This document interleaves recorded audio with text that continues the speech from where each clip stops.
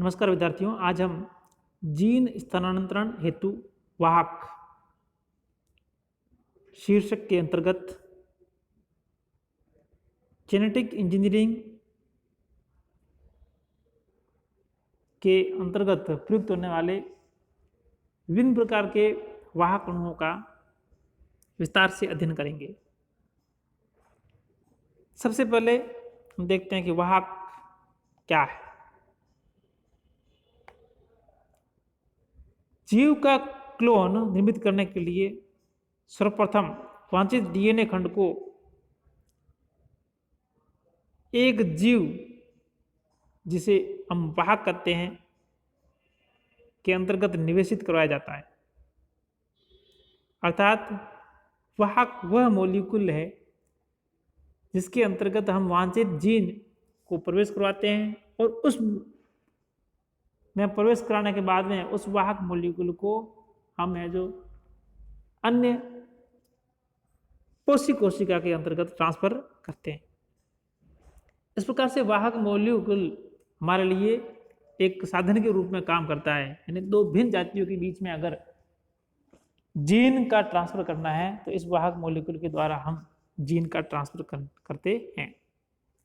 अब जो ये वाहक मॉलिक्यूल होते हैं, इनकी क्या विशेषताएं होती है? वाहक अणु का आकार छोटा एवं इसमें प्रतिकृति व स्वायत्तता का गुण होना चाहिए। दूसरी बात, प्रतिकृति के लिए उद्गम स्तर की उपस्थिति अनिवार्य है। वाहक अणु का कोशिका में प्रवेश, विलयन एवं शुद्धिकरण की प्रक्रिया आसान होनी चाहिए। वाहक अणु में निवेशित डीएनए अणु को कोशिका के गुणसूत्र के साथ समाकलित करने की क्षमता होनी चाहिए। वाहक में रिपोर्टर जीन की उपस्थिति अनिवार्य है। वाहक अणु में विभिन्न प्रकार के प्रतिबंध एंडोन्यूक्लियेज एंजाइम के लिए अनेक पहचान स्थल होने चाहिए। निवेशित डीएनए अणु की अभिव्यक्ति हेतु प्रत्येक वाहक में प्रमोटर, रिपोर्टर व अन्य स्थल होने अनिवार्य है। अब हम इन वाहकों के अंतर्गत सबसे पहले पीबीआर 322 जो कि एक पुनर्योजित प्लाज्मिड वाहक है के बारे में पढ़ते हैं। इस पुनर्योजित वाहक का नाम दो वैज्ञानिकों के नाम पर दिया गया है। पी का मतलब यहाँ प्लाज्मिड से मतलब है और बी का मतलब है वैज्ञानिक बोलिवर तथा आर है जो वैज्ञानिक रोड्रिगेज के नाम से संबंधित है। इस तरह से इस प्लाज्मिड का पूरा नाम जो दिया गया है वो पीबीआर 322 रखा गया है। 322 है जो उनका सीरियल नंबर है। इस पीबीआर 322 को सबसे सूटेबल है जो क्लोनिंग वाहक माना गया है। इसका निर्माण प्राकृतिक रूप से पाए जाने वाले प्लाज्मिड के विभिन्न अंशों को पात्र में कृत्रिम रूप से जोड़ करके किया जाता है। इस प्लाज्मिड की कुल जो लंबाई है वो 4362 क्षारक अनुक्रम होती है और आप अभी तक इन सभी क्षारक अनुक्रमों को ज्ञात कर लिया गया है। यहाँ पर आपको है जो एक पीबीआर 322 जो कि इकोलाई क्लोनिंग वेक्टर के रूप में प्रयुक्त होता है दर्शाया गया है। इस पीबीआर 322 की पुनर्योजित प्लाज्मिड में निम्न विशेषताएं पाई जाती है, जैसे विभिन्न प्रकार के प्रतिबंध एंजाइम स्थल उपस्थित जो लगभग 12 के करीब इसमें होते हैं। प्रतिबंधन जो स्थल होते हैं वो है जो रिस्ट्रिक्शन एंडोन्यूक्लियर एंजाइम होते हैं, उनके लिए पहचान स्थल होते हैं और वहां से वो है जो काटते हैं उस डीएनए अणु को। दूसरा जो महत्वपूर्ण चीज है वो है दो चयनित चिन्हक मैंने मार्कर जीन जो आपको यहाँ पर इसके अंतर्गत दिखाई दे रहे हैं, एम्पिसिलिन रेजिस्टेंट जीन और टेट्रासाइक्लिन रेजिस्टेंट जीन, जिन्हें हम मार्कर जीन या सेलेक्टिव जीन कहते हैं। इसके अलावा पीएसटी फर्स्ट तथा पीयूवी के एम्पिसिलिन रेजिस्टेंट स्थान पर BAMH1 और SAL1 इत्यादि 4 प्रतिबंधित एंजाइम के स्थान पहचान स्थल टेट्रासाइक्लिन रेजिस्टेंट जीन में उपस्थित होते हैं। निवेशित डीएनए को जीन टेट्रासाइक्लिन रेजिस्टेंट या एम्पेसिलिन रेजिस्टेंट जीन के मध्य समाकलित करने से वह जीन निष्क्रिय हो जाती है और इसके निष्क्रिय होने से पुनरुत्थित वाहकों का चयन किया जाता है। इसके बाद में जो दूसरा है महत्वपूर्ण वाहक वो है आपके कोस्मिड। यह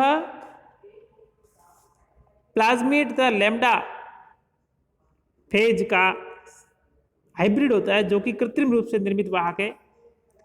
इसमें जीवाणु प्लाज्मिड से लैम्डा डीएनए के समाकलित होने वाले भाग में कोष स्थल, टर्मिनेस, बाइंडिंग तथा क्लीवेज साइट कम से कम लैम्डा डीएनए के 250 क्षारीय क्रम उल्लेखनीय है। उपयुक्त अवस्थाओं में ये वाहक लैम्डा विभोजी के रिक्त कणों से समाविष्ट की जा सकते हैं। इस प्रकार कोस्मिड वास्तव में लैम्डा कोष प्लाज्मिड से निर्मित वाहक है। कोस्मिड की जो मुख्य विशेषताएं हैं, कोस्मिड 5 से 7 किलो क्षार युग्म लंबाई के वर्तुलाकार डीएनए अणु होते हैं जिनमें प्लाज्मिड के समान कई लक्षण पाए जाते हैं, जैसे पुनरावर्ती प्रारंभ स्थल, मार्कर साइट, रेस्ट्रिक्शन साइट और प्लाज्मिड के समान इनका छोटा आकार। साथ ही साथ इनमें फेज के समान भी महत्वपूर्ण लक्षण पाए जाते हैं, जैसे संलग्नी एंड्स, वायरस प्रोटीन अनुपस्थिति होती है, वह कोशिका में वायरस नहीं बनते तथा कोशिका का लयन भी नहीं होता। तीसरी जो वाहकों की कैटेगरी है वो है फेजमिड। फेजमिड का निर्माण कृत्रिम रूप से फेज तथा प्लाज्मिड के द्वारा संयुक्त रूप से होता है। इसमें लैम्डा जीनोम के लयन संबंधी जीन व कोष स्थल पाए जाते हैं तथा प्लाज्मिड का प्रतिलिपिकरण, उद्गम स्थल व प्रतिरोधी जीन, बहुगुणित क्लोनिंग स्थल आदि पाए जाते हैं। यदि इकोलाई की कोशिकाएं सहायक F1 फेज से संक्रमित होती है तथा F1 का ओरिजिन स्थल सक्रिय होकर प्रतिकृतिकरण को बंद कर एक सूत्रीय डीएनए का निर्माण करता है जो फेज में पैक हो जाता है। यह एक सूत्रीय डीएनए स्टैंड को निर्मित करने के काम आता है, जैसे PW स्क्रिप्ट सेकंड KS जो कि आपको चित्र में दिखाया गया है। इसकी उत्पत्ति PBC19 के द्वारा हुई है। इसमें कई महत्वपूर्ण लक्षण पाए जाते हैं, जैसे एक बहुगुणित क्लोनिंग स्थल, एक प्रेरित लैग 1 तथा लैग Z स्थल, एम्पिसिलिन रेजिस्टेंट प्रतिरोधी जीन की उत्पत्ति, प्रतिलिपिकरण स्थल F1 तथा प्लाज्मिड से प्राप्त कोल E1 और ओरिजिन ऑफ रेप्लिकेशन स्थल की उपस्थिति आदि। फेजमिड जो होते हैं वो प्लाज्मिड तथा फेज डीएनए दोनों के रूप में कार्य कर सकते हैं। फिर है आपके महत्वपूर्ण जो डीएनए वाहक वो है जीवाणुवीय कृत्रिम गुणसूत्र, जिसे हम बाक कहते हैं, अर्थात बैक्टीरियल आर्टिफिशियल क्रोमोसोम। यह एक बहुत वृहद डीएनए के टुकड़े को निवेशित करवा सकता है। अन्य जो अपने वाहक पढ़े थे उनमें उनसे ये इस प्रकार से भिन्न है, इसमें हम एक बड़े डीएनए अणु को ट्रांसफर कर सकते हैं, इसलिए इन्हें वृहद आकार का निवेशक भी कहा जाता है। इनका निर्माण F प्लाज्मिड के द्वारा किया जाता है, जिन्हें सामान्यतः F या सेक्स प्लाज्मिड भी कहा जाता है। ये अपने जीनोम को दूसरे जीनोम को प्रदान करने की क्षमता रखते हैं। विस्तृत शोध द्वारा ज्ञात हुआ है कि F प्लस प्लाज्मिड की यह लाखों क्षार युग्मकों को दूसरे जीवाणु से ग्रहण करने की क्षमता रखता है। 1992 में हिरोकी सुजुया एवं उनके साथियों ने कैलिफोर्निया में ऐसी तकनीक का विकास किया जिसके द्वारा मानव डीएनए के 300 किलोबेस खंडों की क्लोनिंग व स्थायी रखरखाव इकोलाई जीवाणु में F वाहक में किया जा सकता है। बैक्टीरियल आर्टिफिशियल क्रोमोसोम को इकोलाई में वृहद इकहरी प्रति के रूप में रखा गया है। बैक्टीरियल आर्टिफिशियल क्रोमोसोम का प्रयोग एक वाहक के रूप में बड़े 50 किलोबेस से अधिक के इन अणुओं के निवेश के रूप में 300 पीढ़ियों तक रक्षित किया जा सकता है। बैक्टीरियल आर्टिफिशियल क्रोमोसोम निकाय को एक जटिल जीनोम की डीएनए लाइब्रेरी के निर्माण में प्रयोग लिया जाता है, क्योंकि इसके अंदर कुछ महत्वपूर्ण विशेषताएं पाई जाती हैं, जैसे उच्चतम क्लोनिंग क्षमता, क्लोन डीएनए का मैनिपुलेशन, निवेशित डीएनए का स्थायी रखरखाव, बैक्टीरियल आर्टिफिशियल क्रोमोसोम वाहक में ओरिजिन ऑफ रेप्लिकेशन का उद्गम स्थल पाया जाता है। बैक्टीरियल आर्टिफिशियल क्रोमोसोम में रेप्लिकेशन ई जीन पाई जाती है, जो कि एफ कारक को रखने का कार्य करती है। बैक्टीरियल आर्टिफिशियल क्रोमोसोम वाहक में जीन्स PAR ABC पाई जाती है, जो कि प्लाज्मिड कॉपी नंबर का निर्धारित करती है। इत्यादि कुछ महत्वपूर्ण लक्षणों के कारण बैक्टीरियल आर्टिफिशियल निकाय को डीएनए लाइब्रेरी के निर्माण में उपयोग में लाया जाता है। अब है cDNA लाइब्रेरी। cDNA लाइब्रेरी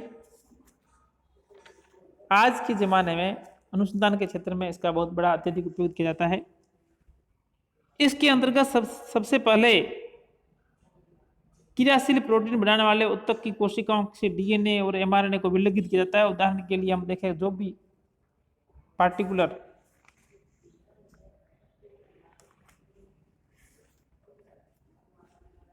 पौधे का अंग है, उस अंग से है, जो अंग की उस कोशिकाओं से उस डीएनए अणु को निकाला जाता है और डीएनए अर्थात एमआरएनए को निकाला जाता है। उस एमआरएनए से फिर है जो रिवर्स ट्रांसक्रिप्टेज के द्वारा डीएनए अणु प्राप्त किया जाता है। जैसा कि आप यहाँ पर देख रहे हैं कि इसके अंतर्गत जो भी पार्टिकुलर कोशिका है, उससे अगर आपको एमआरएनए प्राप्त होता है, उस एमआरएनए के अंदर यहाँ पर आपको जीन दिखाई दे रही है ना, सॉरी डीएनए के अंदर जीन है, और जीन ट्रांसक्रिप्शन के द्वारा एमआरएनए मॉलिक्यूल का निर्माण करती है।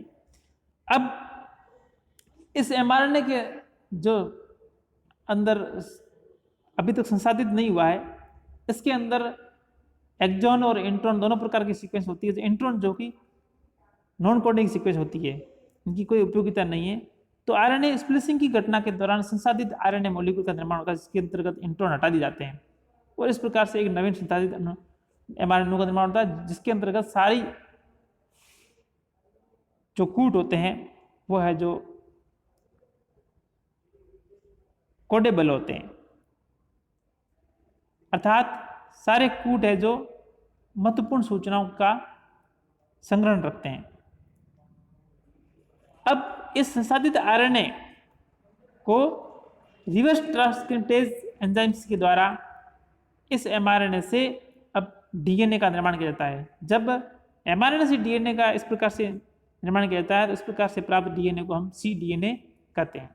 अब इस cDNA का क्लोन करते हैं, जिसके फलस्वरूप है जो बहुत सारी उसकी प्रतियां प्राप्त होती है, और इस प्रकार से जो डीएनए की प्रतियां प्राप्त होती है उसको हम cDNA कहते हैं, और इनके संग्रहण को cDNA लाइब्रेरी कहते हैं। धन्यवाद।